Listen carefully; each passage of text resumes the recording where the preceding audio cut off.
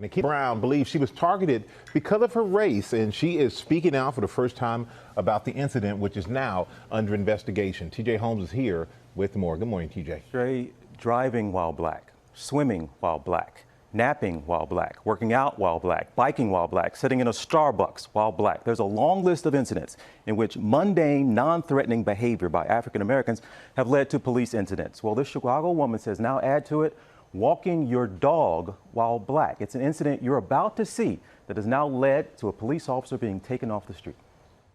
I thought I was going to die. I thought he was going to kill me. I had it in my mind that I was going to be shot.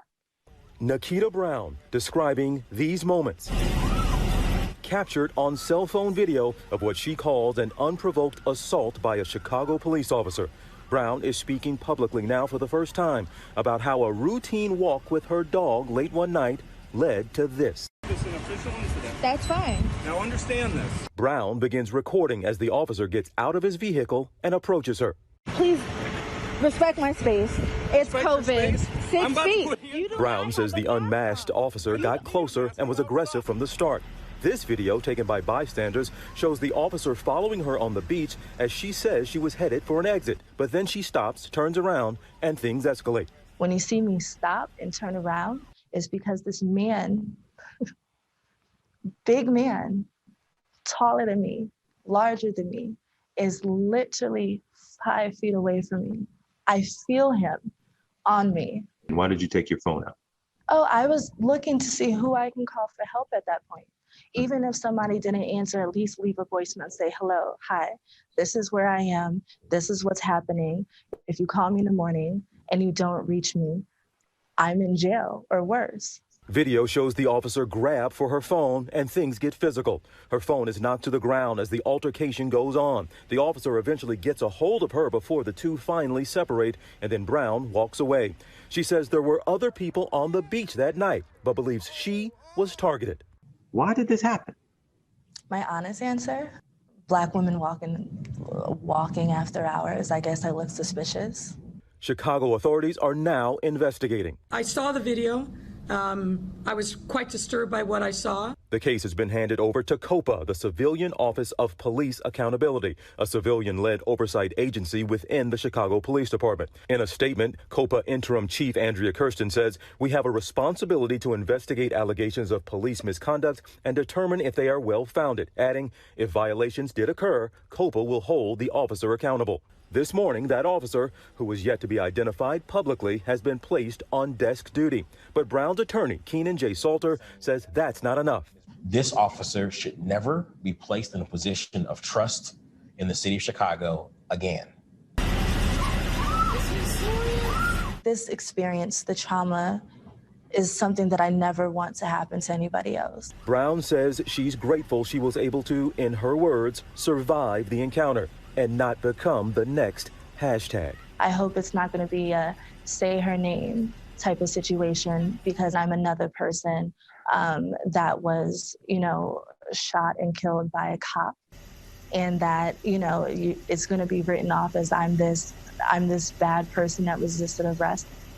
And guys, the park was closed. She didn't realize it. That's one thing. Also, she got to go home that night. So a lot of people look at it, she says she's getting response like, hey, everything's fine, just let it go, and the end of it. But she says it's important to speak out because you can't just wait until there's a tragedy at the end. You can't just wait until there's a death before you point out the incident itself, and that's why she wanted to finally speak out.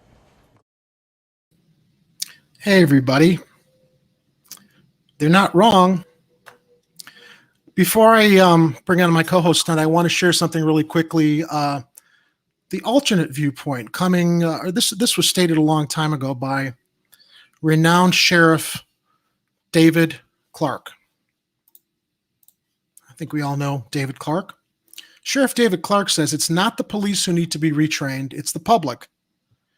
We've grown into a mouthy, mobile phone-wielding, vulgar, uncivil society with no personal responsibility and the attitude of, it's the other person's fault, you owe me. A society where children grow up with no boundaries or knowledge or concern for civil society and personal responsibility. When an officer says, put your hands up, then put your hands up. Don't reach for something in your pocket, your lap, your seat. There's plenty of reason for a police officer to feel threatened, as you saw with that thin African-American woman walking her dog on the beach. There's plenty of reason for a police officer to feel threatened. There have been multiple assaults and ambushes on police officers lately. Comply with requests from the officer. Have your day in court. Don't mouth off or fight or refuse to comply. That escalates the situation. Okay, Sheriff Clarke. It's not like people don't need to pull out their phones to document things in light of cover-ups and people mysteriously getting shot with alternative stories reported by the police department. I'm going to bring Laney on now. I don't know what more there is to say, and I don't want to add to what I think is it leaves me speechless most of the time, Laney. And with that,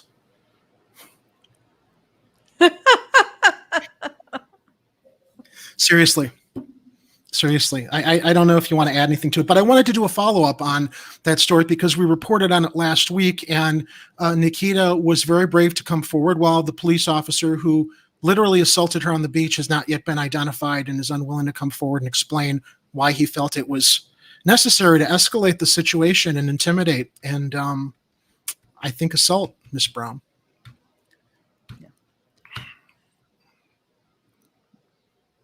I guess that's as much as I guess we're gonna leave it to our viewers in the live chat tonight. Let's see. Here we go. Arturo Medina. Yeah, let's make an interactive live chat tonight. How exactly should we trust an officer who can and does have the authority to shoot you? Anyway, Arturo, it's an impossible situation. Yes, it is, Arturo. Yes, it is. And as I said, I did want to just begin with that story as a follow-up because Ms. Brown did step forward and share what went down. And apparently, thankfully, COPA here in Chicago is going to be investigating the situation because bottom line, as much respect as we want to have for our law enforcement, this kind of shit just should not happen. I promised Laney I wasn't going to get too much on my soapbox tonight, so I'm going to step off now. I guess we can move on to our next story after having provided that update to that particular situation for those who were interested. But let's move on to, let's add that to the stream here. 45th Ward Alderman and noted Harry Potter villain, Jim Gardiner, is back in the news tonight. Laney, have you been following this story? You know, I've been following this for a little while. I mean, I've lived in Jefferson Park, out in that area. And my grandparents had a home there for many years. So I have I don't live there now, but I definitely have a very strong feeling and sense of connection to that area. And this has been a disaster since day one with this guy. I think that what I will say is this. I think there are certain temperaments that you need for certain professions. That's for sure. And these include things like law enforcement, yes. anything in first response, and public certainly service. And if it's public service, and particularly if you're going to be a representative in a representative political role like this. And as far as I can tell, this Jamoke just wants a petty fiefdom. I remember, I think it was John Arena who he beat in the election, and that was some people say it was NIMBYism because people did not want an affordable housing development in the area. Now, I will say this: I think there was, and I did see some rather racist and nasty posts about that. Now, there was an alternative perspective on that I do feel that needs to be addressed. Is that the developer of this project is not a developer that people liked. People were saying that the developer was responsible for another project in the neighborhood, which is a complete and utter eyesore. So, I believe in housing. I believe in affordable housing. And I really think it's a shame that Jefferson Park and that area over there, which is so accessible in terms of transportation, it's near the airport, metros, buses, you name it. The L, it's really great place to live if you want to get around the city. And I think it's a shame that it has not been developed the way it needs to be. Unfortunately, this meant getting, a good alderman was out. This guy, he has just had this reign of terror. And the kind of stuff that's happened with him and his constituents and and it's just he doesn't have the temperament for the job. Not only does he not have the temperament, And he's evil. He's evil. he's evil. I mean, let me read from the he's block. Yeah. I mean, that's why I say noted, because he looks like Lord Voldemort, or as E. Heller refers to him, Lord Aldermort. Well, no, his nose is too big. Okay, that's true. For that. But the point, your Voldemort doesn't have a nose. But yeah, but no, this guy. I mean, I expect sleaze from aldermen. I expect, graft and sleaze and all that. But this guy he's not even trying to hide it. No. Well, he was, but he got caught. Well, I got to tell you this. Okay, text messages, come on. Let's get into 21st century here.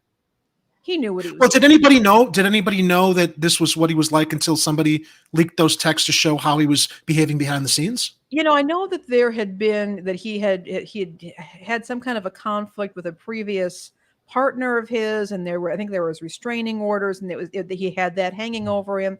And again, I mean, that sort of thing. Okay, accusations can be slung back and forth, but all of this is just not adding up for me at all. This guy is bad news. He needs to be out. He has no place in public service. Well, the mayor thinks that he should be investigated by the city watchdog. But let me share. This is what happens when you cross Jim Gardiner, and this comes from Block Club Chicago, Ariel Parella Arelli. Jim Gardiner used his power to seek revenge against his critics. When a mom commented about him on Facebook, Gardiner sent city inspectors to her door. Yep. When a business owner organized a protest, Gardiner got police reports about him and planned to leak them to a neighborhood Facebook group. For 9 years, Jefferson Park mom Bella Ventresca has had chickens in her yard. They become part of the family, and neighbors appreciate the fresh eggs, she said. So when 2 city investigators showed up at Ventresca's door and accused her of illegally raising chickens and selling their eggs, she was confused. The Department of Business Affairs and Consumer Protection investigators seemed baffled too. They were just doing their jobs. After all, an alderman's office lodged the complaint. What Ventresca didn't know was Alderman Jim Gardiner of the 45th had marked her as an enemy, even though she doesn't live in his ward, according to one of Gardiner's former staffers. The reason? A comment Ventresca made about Gardiner's stalking case and ward superintendent on a closed Facebook page for neighborhood moms, Ventresca said. The city investigators left since no laws were broken, but Ventresca was rattled. That's what this guy wants to do. Intimidate through illegally, I would say illegal. He's illegally using his position in government to terrorize people who are critical of him. I mean, that's very, very clear. I didn't realize our public officials. This is like something out of like dictator governments. Here's the thing. Yeah, here's the thing. I will say this: there are an awful lot of aldermen who are long past due for investigations. Truth. I think we absolutely know that, and some serving that are under investigation. I don't know how they can continue serving. Yeah, I mean, when this is just. Yeah, I mean, it is something, and it's one of the things, as our colleague Jose talks about fear and loathing in the Windy City. I mean, there's a lot to fear and loathe here, that this is this astonishing city with amazing people, and we have this incredibly corrupt government. The stories that I hear from business owners would make your hair curl.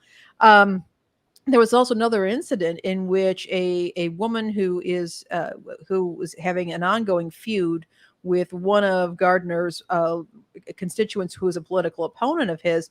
She ran her car into this guy's yard and garage, and it took, I don't know that charges were ever filed. I mean, it was just her case was it seemed to be held up by Gardiner's office.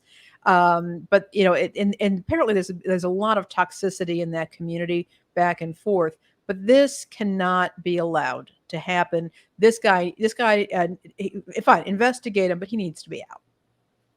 I wonder if there's going to be, he might be out through legal means, because apparently there's some questions now about him illegally accessing records from the circuit court, I think.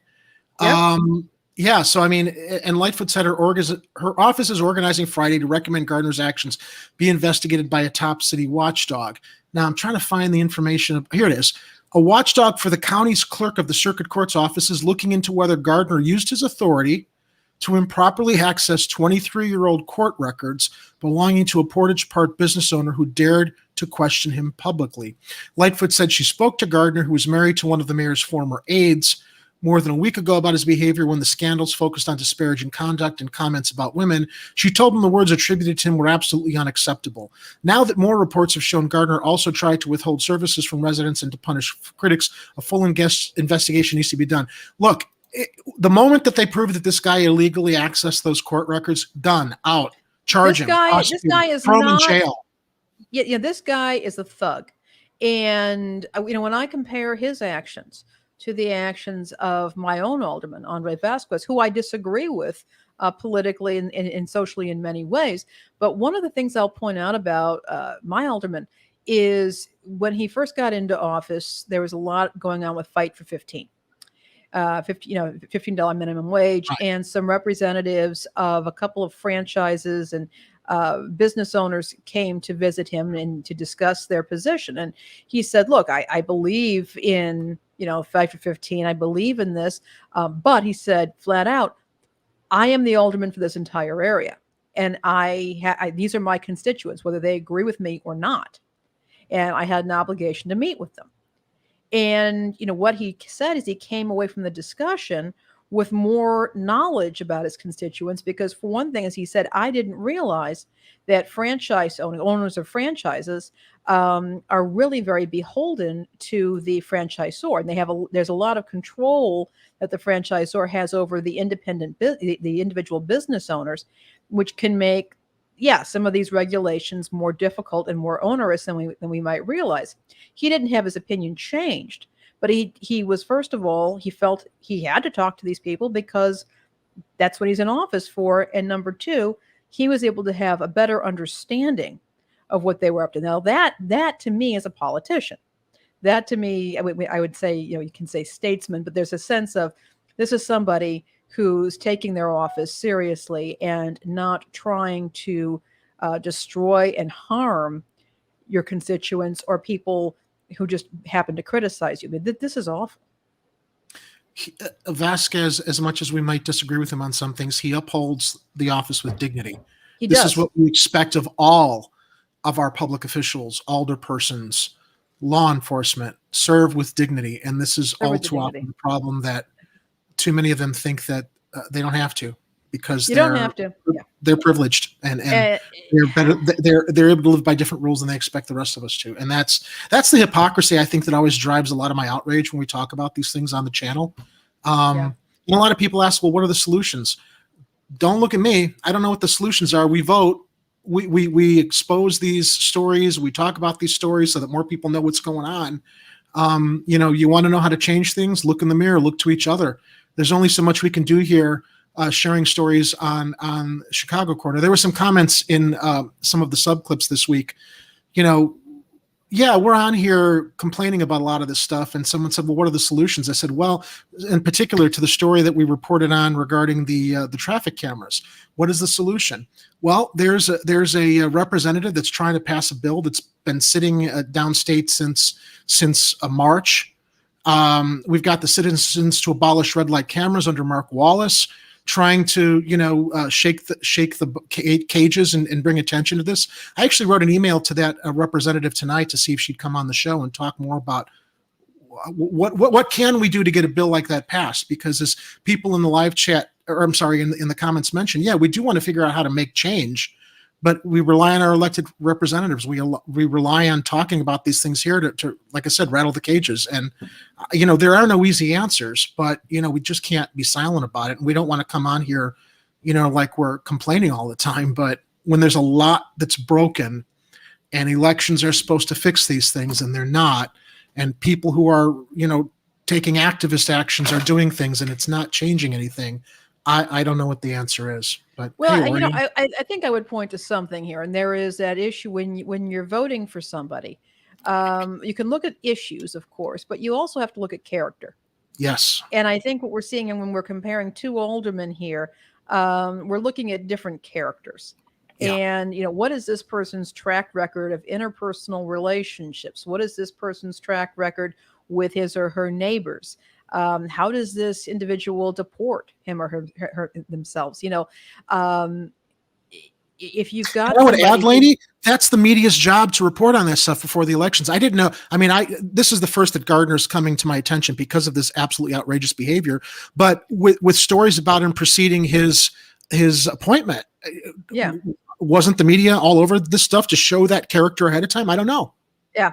And then people were so angry with Arena about this housing project. I mean, that can point to their character as well. I mean, the stories that I'm hearing about, it's just not just Gardner. It's people living in that area, and their ongoing fighting. We could go on this all night, but the point is there is something rotten in Jefferson Park.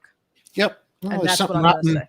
a lot of something rotten all over the city in too many wards, but not all of them, but enough. Yeah. Why don't we move on to the story that you wanted to share tonight? We'll bring it up here on screen. You ready? You want to report on that one? Sure. Okay. So essentially, Go to something that's a little less inflammatory. Well, I think it is inflammatory. Yeah. But here's what's basically going on. Many of you all know what Head Start is, and it is a free early childhood education program that provides childcare, nutritious meals, and support for children in certain low-income households. And it's had as far as I can tell, a decent amount of success. And unfortunately, however, I think it was around last year, there were some cases here in Chicago of Head Start programs that were not providing adequate care to the children. In one case, a child was forgotten on a school bus, until he ended up with frostbite. Again, never should have happened. This should never have happened. I mean, it was awful. However, the response, I guess, was that they started changing the funding system. And the city of Chicago itself still has a certain amount of this federal funding that it can do what it likes with. But then you had different organizations that were actually bidding to get this funding rather than the other funding mechanisms.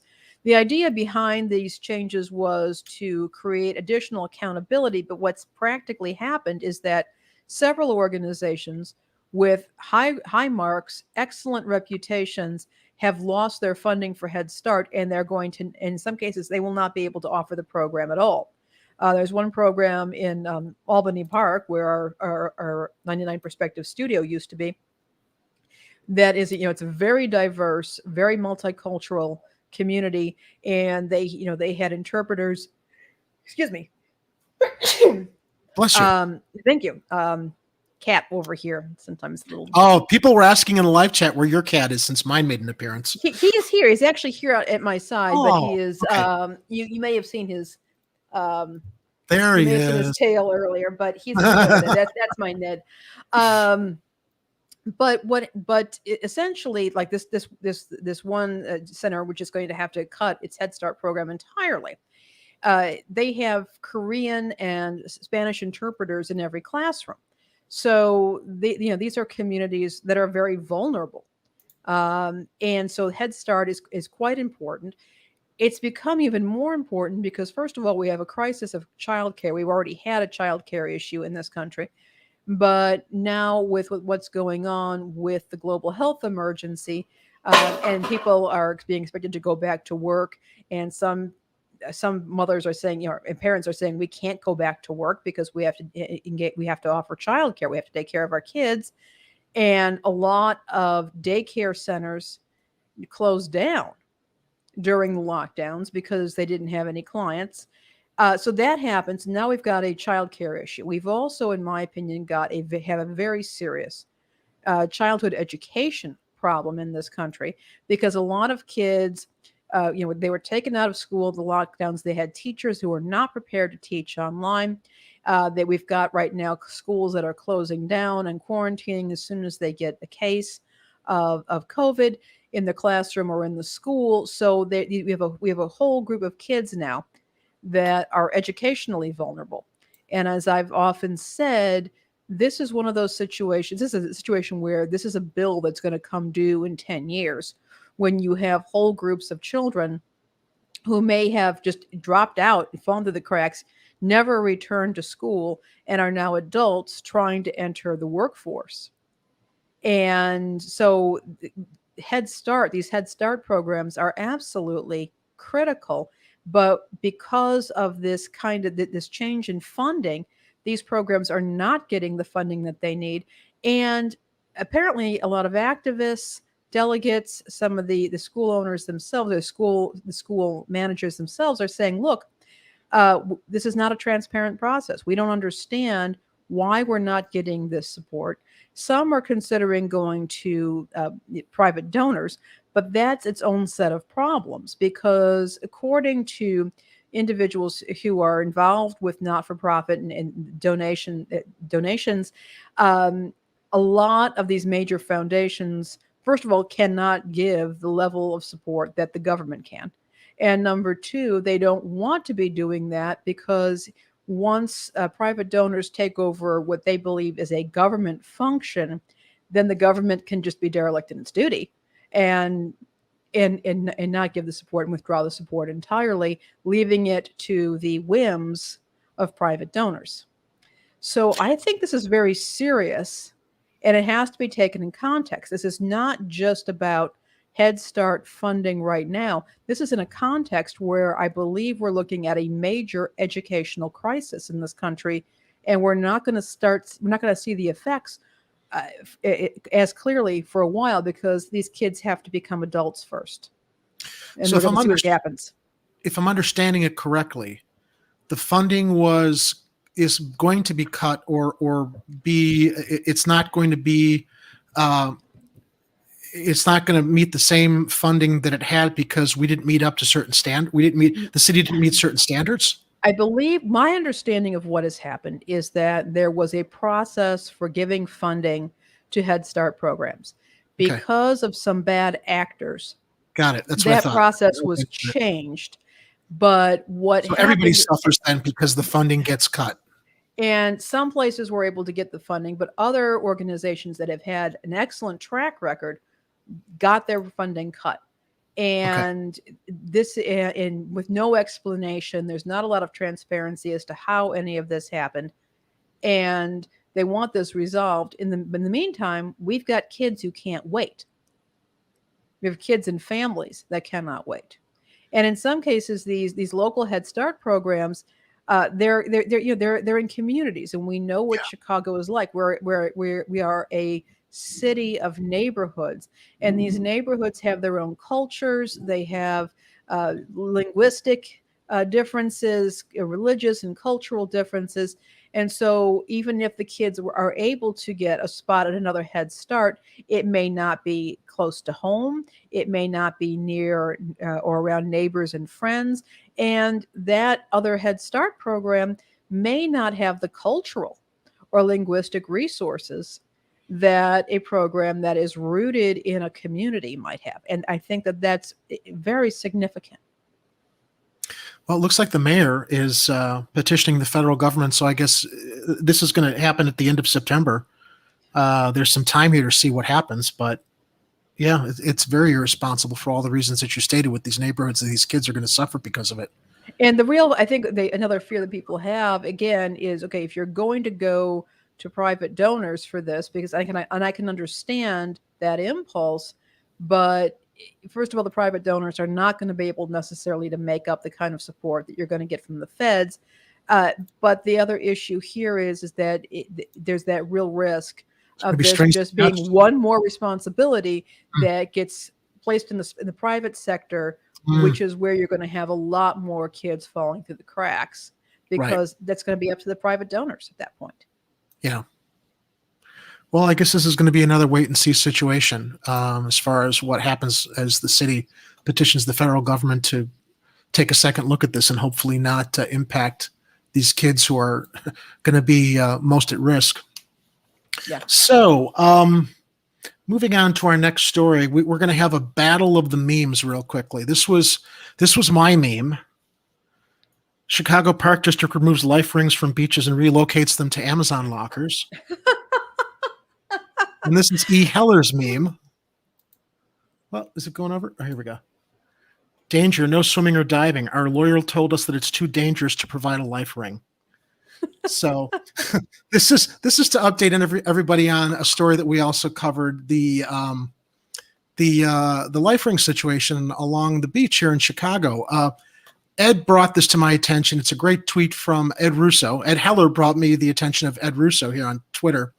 Now, remember, when we were reporting on this last week, there were a series of drownings throughout Rogers Park, and tragic. And there are no life rings on the piers, no life rings at the beaches. So residents were putting up the life rings, in case of emergency. And the park district logically took them down, removed them. Liability, insurance purposes, logically. They have no problem putting the Amazon lockers all over the city, but goddamn, put a life ring on the beach to save somebody's life. Nope, gotta go. So the park district said that when we do put up certain measures, you're increasing your risk of liability by representing that those areas have been determined to be swimmable or usable areas, said the park district's Timothy M. King. From a legal standpoint, the best thing to do right now is nothing, because that's the only way to not take on that increased risk of liability. From a legal standpoint, the best thing to do right now is nothing. That's like saying we shouldn't have seatbelts or airbags because that'll encourage reckless driving, banning condoms like banning condoms because they're going to encourage people to have sex. Yeah. First, we shouldn't have traffic lights up. Let's take down the traffic lights, because even though they're supposed to control people to do things, to drive safely, some people might not pay attention, and we want to be at risk of liability. So let's take the traffic lights down. This is one of those just stories that is just utterly bizarre, but again, kind of just it's a very mundane example of how bureaucrats operate. One thing I want to point out is that bridges over the Chicago River do have life rings. And I've seen them. Yeah, downtown. I have seen those. Yeah, they're also for people here. Jumping off bridges, for the people who are not just logically swimming at a beach, but for people who are jumping off the bridge. Yeah, and people who are jumping off the bridges, and why anybody would want to go on the Chicago River is beyond me. But the thing is, so the city does have those rings. My guess is that those are from a different division or a different agency in the city. The other thing that's getting me about this is that Illinois does have a Good Samaritan law, and the spirit of that law is: look, you cannot be sued for taking, good faith steps to try and help somebody.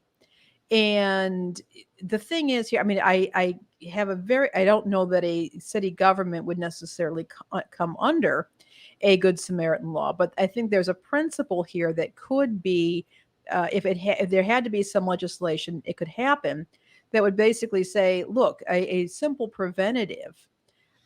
We don't know why a person might be in the water. Right. A person may be attempting suicide. We don't know what has happened here. And the fact that people do incredibly stupid things, like go into large bodies of water that are not safe to swim in. Yeah, people have been doing that sort of thing for a long time. But I don't think that the life ring there is encouraging a person to do that. The person went in, the person went into the water. They've already made that decision. They've already made that choice. And I really don't think that a life ring is going to entice them to get into the water. If anything, it might remind them that water can be extremely dangerous. Yeah. But in one of these cases in Roger Park, I think it was a 19-year-old who drowned, and there were onlookers, and they said they could have, if they'd had a life ring, they might have been able to save this kid's life, but they didn't have a life ring. And the fact that the neighbor said, okay, we're going to take this on ourselves, the city comes in and removes those, claiming liability when it was private citizens that were doing that's just nuts. This is an example, to my way of thinking, this is an absolute example of bureaucracy at work and how bureaucracy can become sociopathic. It's the story of our bureaucracy throughout Chicago. I would argue. I mean, again, the park district also, the fact that they've been quashing or they were interfering with the investigation with the sexual abuse allegations between the lifeguards. It's like, they're left and right. They're just covering their own asses, not doing Chicago. Yeah, not doing what's right or ethical, just trying to take care of covering up there. Ed Heller had shared this with me in our Slack conversation earlier today. If Chicago parks controlled other infrastructure, they'd remove all the roads because someone might get in an accident on one of them. Traffic lights need to be removed to avoid liability from someone running a red light. You go, E. Heller. You're always right with your comments. Well, although they were for a long time, they weren't taking action. They were resistant to putting the life rings out. It did come to us today that I don't know why that story is not. Whoa, hold on. Let me see if I can get the reloaded here. There we go. So the Park District was forced into doing the right thing. They will install the life rings, close off higher risk lakefront areas after public outcry over drownings. And this comes from Joe Ward at Blog Club Chicago. The Park District, after being embarrassed into this, I would say, is rolling out safety measures along the lakefront after clashing with neighbors over the installation of life rings at a dangerous Rogers Park Pier. At a Park District board meeting Wednesday, officials finally announced several precautions for lakefront safety. The move follows public backlash over the district's decision to remove life rings installed by neighbors at Toby Prinz Beach Walk, where 19-year-old Miguel Cisneros drowned last month. The district will install life rings at beaches and will restrict access to higher risk areas along the lakefront, said Tim King, the district's general counsel. Officials haven't specified what those areas would be, but access may be restricted at piers like the ones at Toby Prinz, which has been the site of at least 3 drowning deaths in recent years. You know what? Just put a goddamn life ring there too. Put up the gate if you want, Park District. Put up the fence, do whatever you want, but put a damn life ring there anyway. It's not that hard. It's not. And I really commend these citizens who've been bringing attention to this by putting the life rings out there, because the only way it was going to get attention, the Park District wasn't doing anything, was by exposing that the Park District is removing these safety measures that the residents are putting out there because they can't rely on the damn Park District to do their jobs and regarding safety along the lakefront here. Yeah. And again, a person might fall in. I mean, people have been known to trip and fall. A person they're just digging their heels in, Laney. It's like they're doubling down. Yeah, they're digging their heels in. It's there disgusting. For an emergency. Okay, the fact that there's a smoke detector in my apartment does not mean that that my landlord does not encourage me to set a fire. Yeah. The fact that accidents happen, people make mistakes. There are things that just happen. Somebody might get drunk or high or do something like that. And you put in a reasonable level of protection, which includes a life ring, which will allow people to assist somebody who's drowning, because people can drown very quickly, certainly more quickly than it can take for the fire department to show up. Absolutely. You put it well, bureaucratic sociopathy. Yeah. Well, for residents along the lakefront, the safety measures will be in place by beach season 2022, though some are being implemented now, King said. They're being undertaken as a result of an increase in park patrons attempting to swim in not safe to swim. Blame the park patrons. Don't consider the fact that people might fall in, like you just brought up, and it's just a simple matter of erring on the side of caution. Jesus Christ. I have no problem with plucking these jamokes who intentionally go into the water, plucking them out, giving them a citation, giving them a ticket, finding the heck out of them for taking up public resources and potentially creating a very dangerous situation from themselves. Other people might be in danger. People oftentimes end up drowning themselves when they're trying to rescue a drowning person. Yeah. I have no problem with coming down on people who flout the rules, but don't take away a piece of equipment that could save somebody's life. Priorities. Yeah, absolutely. And there's their sign, and here's E. Heller's edit, which I think is much more appropriate. Anyway, all right. So we've had enough fun with the memes regarding the park rings, but just thank goodness that they were shamed into action is what I think ended up happening. That shouldn't happen. I mean, it's a shame that you have to shame. It's a shame that you have to lose lives instead of preventative measures in place to save them, to suddenly realize, oh, maybe we should be doing something about this. Particularly when the Chicago River has the life rings. Yeah, exactly. Well, that completely contradicts their argument, but oh boy, do you have something you want to say? You know why they do this? I've been told the reason they do this is not to annoy us. It's because He's very interested in what I'm interested in. That's what all this. It's the whole curiosity in the cat thing. Well, I think it's also, why are we paying attention to microphones and cameras when there's a perfectly good cat Exactly. nearby? I think you're absolutely right with that too. So let's move on towards the end of the show with some nice stories. Wanted to share some news from across the city. We've got the Pride. We all know the Pride Parade was canceled. Unfortunately, fortunately, because they wanted to, control COVID, and I think that was probably a wise decision. But with the Pride Parade canceled, Chicago Pride Fest adds extra day to weekend street festival. This is from Block Club Chicago again. We're very grateful for their Chicago coverage here, and Jake Wittich. The Chicago Pride Fest will run October 1st to the 3rd, taking over the North Halsted neighborhood after being canceled last year due to the pandemic. So the Chicago Pride Fest is returning next month with an extra day after being canceled last year by the coronavirus pandemic. Pride Fest, which takes over North Halsted Street from Madison to Gray Streets, will run October 1st to the 3rd. The fest was originally planned for just October 1st and 2nd, but it was extended to that weekend Sunday after the October 3rd Pride Parade was canceled, organizers from the North Halsted Business Alliance said. Headliners include singer-songwriters Mia, Vincent, and Crystal Waters, as well as RuPaul's Drag Race queen, Shangela. The full lineup and schedule will be announced soon, organizers said. Now, the festival will echo the COVID-19 protocols that were in place for North Halsted Market Days, a neighborhood street festival held in August. Attendees will be encouraged to be fully vaccinated or wear a mask, while indoor establishments will require proof of vaccination or a recent negative COVID test for entry, organizers said. Free COVID testing and vaccinations will be offered before and during the festival, organizers said. So if you haven't gotten tested or vaccinated, here's your chance. You want to go enjoy the festival? You can also take some safety precautions here and protect yourself, protect others.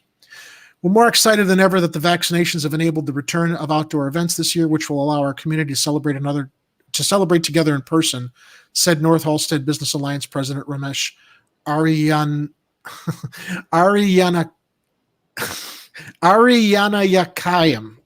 I hope, Mr. Ramesh, I hope I didn't completely murder your name there, but it's a little difficult to pronounce. So it's a $15 donation is encouraged for entry to help support performers, festival workers, and other community programs, organizers said. So, hey, go out. It's an outdoor event. Make sure you're vaccinated. You can get tested. You can get vaccinated. Take advantage of that opportunity as well. Remember, vaccinations are still free. And, even if they don't completely inoculate you from the virus, they will protect you if you get Delta. I was reading today that people who are vaccinated are more likely to survive the Delta variant. The people who are not vaccinated are the ones who are going to hospitals, Laney. That's the thing. Mm-hmm. And for everybody arguing against, I don't want to get vaccinated, look, the vaccine doesn't work because, look, people are catching Delta. Yeah, but people are surviving Delta because they were vaccinated to begin with. Mm-hmm. It's kind of simple. So yeah, one thing I would also say is that there's a lot of things that are opening up right now. For example, theater. We have got this great theater scene in Chicago, and there are some companies and there are some theaters that are opening up for live performances, but they do have their own protocols. So I would, just a little bit of advice: review the website, contact the theater company to find out what their protocols are. Also, they're shifting their refund policies a bit. So if you do start having symptoms or a test positive, you can, in some cases, you can contact them and they will do whatever they can to reschedule your tickets. So just to be aware of that, but to do a little bit of advanced planning if you do want to go out and see a show. And I think that this is true of any kind of an event, indoor or outdoor. Do that research ahead of time and plan accordingly. Absolutely. So this particular story, this final story appeals to me because it's about film. And I'm going to bring this up here now. I think this is really cool. And this is covering Hyde Park, Woodlawn, and South Shore. And this comes from Maxwell Evans at Block Club Chicago. I think this is pretty cool. Hyde Park stars in its own film festival, and you can support local news while you watch. Proceeds from Tuesday evening's Hyde Park on Screen Film Festival, featuring collages of Hollywood films, home movies, and more, will support the Hyde Park Herald. Now, what's cool about this festival is that they are spotlighting films that were shot on South Shore, or in that neighborhood, represent the South Shore neighborhood. A film festival in support of Hyde Park's neighborhood newspaper will showcase next week how the community's rich culture has been reflected in movies and TV shows. Hyde Park on screen will collage scenes from numerous films featuring the neighborhood, from public access television and Vic Mensa music videos to Hollywood films and home movies. Doors open at 7:30 p.m. Tuesday at the Experimental Station's outdoor courtyard, 6100 South Blackstone Avenue. Screenings begin at 8 p.m. Tickets are $10 through Eventbrite with a limit of 4 per customer. Proceeds support the Hyde Park Herald. An audience discussion will follow the festival, providing an outlet for residents to talk about what memories the films might have stirred in them or thoughts the festival might have stirred about the neighborhood, said Morley Music, the film festival's editor and a Herald reporter. Part of the point of the film festival, in gathering so many disparate materials together, is to ask what makes this neighborhood unique, Music said. The majority of the selected films were suggested by members of the Hyde Park Classics Facebook group, Music said. Neighbors shared the community's ties to films dating from the 1950s up to last year's The Trial of the Chicago 7, which was on Netflix, which was very well done. The Adam Sorkin film on the Trial of the Chicago 7. Among their knowledge drops, University of Chicago graduate Tamar Simon Hoffs co-wrote and produced Stony Island, a 1978 tale of musicians on the rise whose success allowed the fictional band to begin playing shows in real life. Hoffs' father is Congregation Rodfai Zedek Rabbi Ralph Simon, who served as president of the Hyde Park and Kenwood Interfaith Council. The 1959 essay film, The Cry of Jazz, archived in the Library of Congress, made waves for its Black empowerment themes. Early in the film, one character argues Black people were the only ones with the necessary musical and human history to create jazz. An all-Black production team, including University of Chicago graduates and Chicago City planner, filmed scenes of the fictional jazz club that drives the film's debates at a home at 51st Street and Greenwood Avenue, according to the University of Chicago magazine. They're blended with shots of Southside life and performances by Sun Ra Orchestra. Hyde Park has a rich jazz history that intersects with its racial history, and that has inflected the films that have been made there, Music said. I think that this is like really cool. I don't know, it's interesting. I never spent any time on the South Side, South Shore until I was, when was this? In 2015, I had volunteered for Amara Enya's mayoral campaign, so I was shooting a lot of video on that side of the city. And God, the neighborhoods are so beautiful. And it just drives me nuts. We're such a segregated city that North can't enjoy South and South is not invited to enjoy North as much when we've got so much to offer across the city. I think this film festival is incredibly conceived in being able to share the rich history of South Shore and Hyde Park and that part of Chicago with those that will go down and attend this particular festival. Yeah, and I agree with everything. I mean, this sounds like a really fantastic collection of films. I love the fact that it is supporting local journalism, hyper-local journalism, which I think is so important. And I also appreciate what you have to say about North Sides and the South Sides. One of the things that, that does concern me, and you've heard me talk about this, and our audience has as well, is I believe Chicago is going to be a climate refuge. And that means, as far as I'm concerned, that we cannot continue this pattern of disinvestment in certain areas of the city. We're going to need all hands on deck. We're going to need our properties and our resources and our infrastructure here. My real fear, of course, is that this can be done wrongly and that there's going to be whole segments of the city that are going to be pushed out, population that's going to be pushed out to make way for gleaming, shiny, new gentrified neighborhoods and buildings.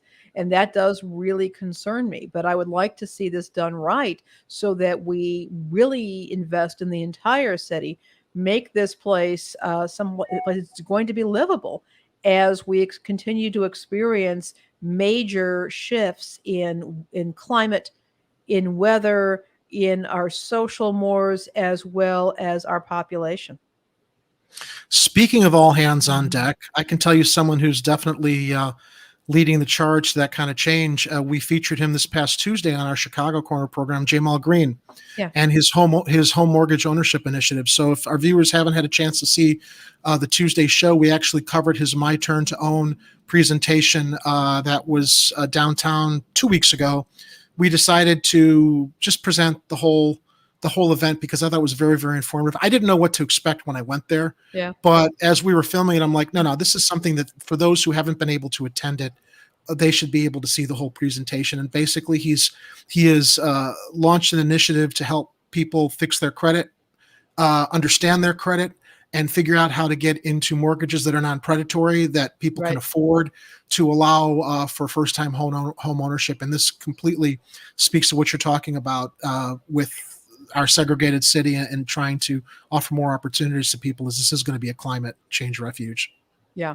And is it, is it a refuge, going to be a refuge for only the elite, or are we going to make it a place that is welcoming for everybody? And that not only welcomes everybody, but that also gives longtime citizens, longtime residents of Chicago, a fighting chance to achieve economic stability. There's so much more that the city could be doing. And I think that's what breaks our hearts here. I don't know about you, Jerry, but it breaks my heart.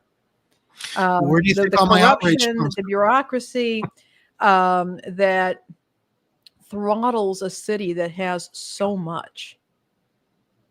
Laney, I try to keep a lid on it, but this is where all my outrage comes from. And I try to control it when I talk about this stuff, but it's just so frustrating. So frustrating to talk about. And it's because it's so heartbreaking.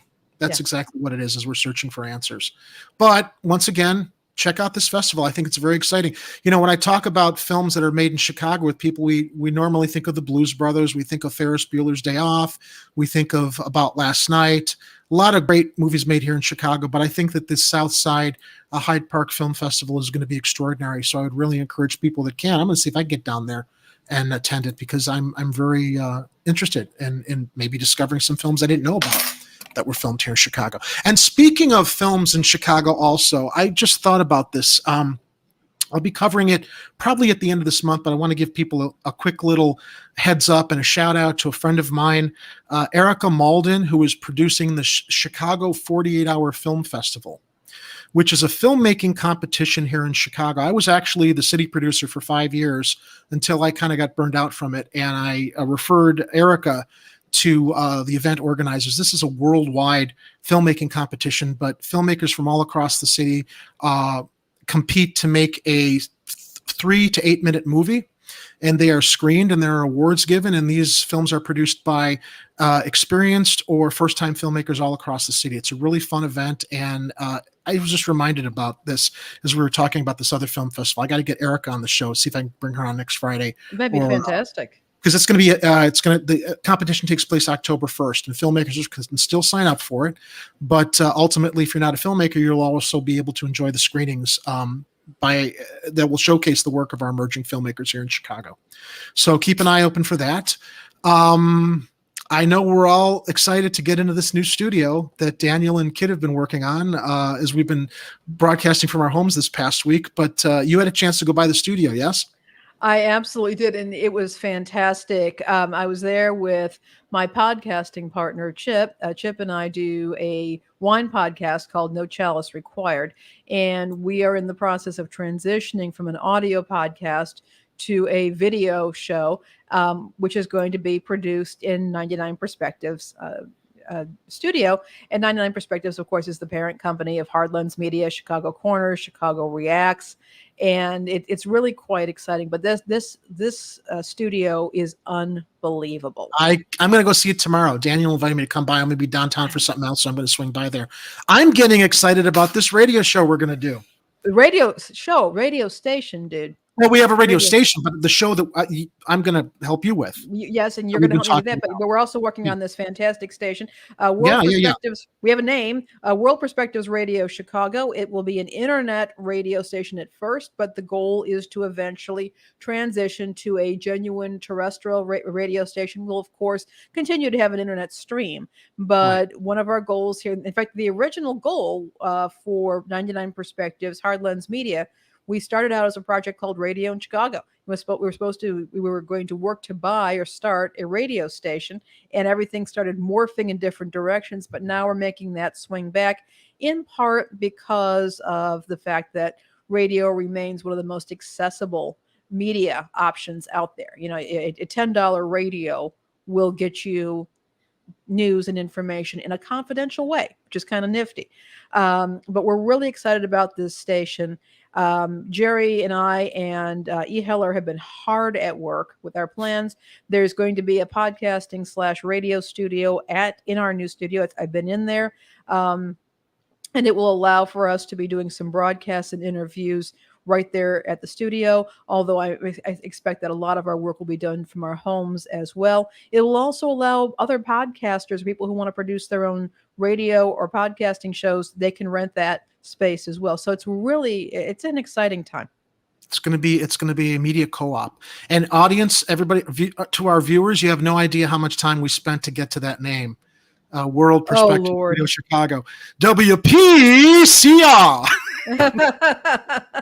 Waiting to do that, like from that Howard Stern movie, Private Parts. WNBC, WPRC. That's how we'll be announcing the call letters. Anyway, we will not be dropping live turkeys from a helicopter, however. No, we won't be doing that.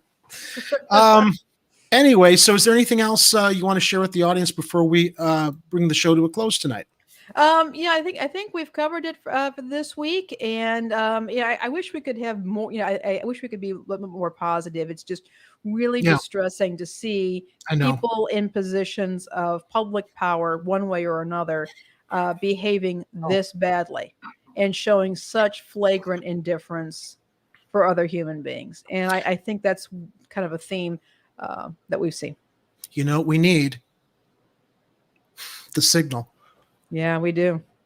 If only, with all the billionaires in the world, not one of them has decided to fight crime. Anyway. Well, the one thing I would point out, one thing I would say is this.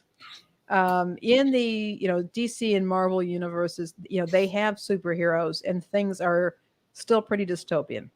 That's true. So I think that we need, that despite the presence of these incredibly powerful beings, things are more dystopian often than than they are now. Which perhaps indicates to me that it's not the special someones that affect our culture and our climate and the way we relate to each other. Civilization depends on the non-superheroes, just folks like us. I think that's very well said, Laney. They've got Lex Luthor. We've got Jeff Bezos. Let's roll our sleeves up and get to work. Absolutely. And with that, everybody, I hope you all have a terrific weekend. Have a safe weekend. Please like and subscribe to the channel so I can stop begging people to buy our mugs to support our streaming costs. As soon as we get to 1,000, we can start working on the monetization. It would help us out a lot. And we're close. I think tonight we were at 935, and we've had a jump in subscribers over the past week, which I'm very grateful for. Yeah. Thank you, those who have subscribed, but you can continue to help us by sharing the channel, asking your friends, even if they're not going to watch us regularly, just hit the subscribe button. It makes a big difference. It does. So you know the drill. If it's happening on the streets, you'll hear about it here on Chicago Corner. Have a safe weekend, everyone, and we will talk to you next week. Thanks, Laney. All right. Thank you.